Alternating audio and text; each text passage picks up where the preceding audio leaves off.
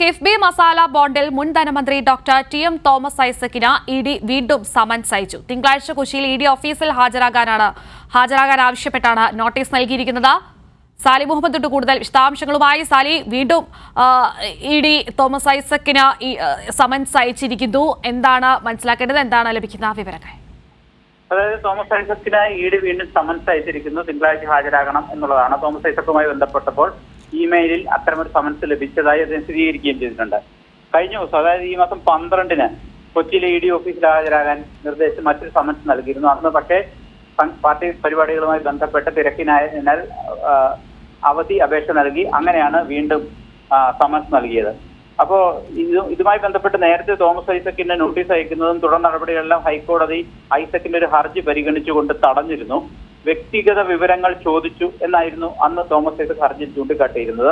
അതുകൊണ്ട് തന്നെ അത് അനുവദിക്കാനാവില്ല എന്ന് വ്യക്തമാക്കി കോടതി അത് തടയുകയും ചെയ്തിരുന്നു. തുടർ നടപടികളെല്ലാം കോടതി സ്റ്റേ ചെയ്തിരുന്നു.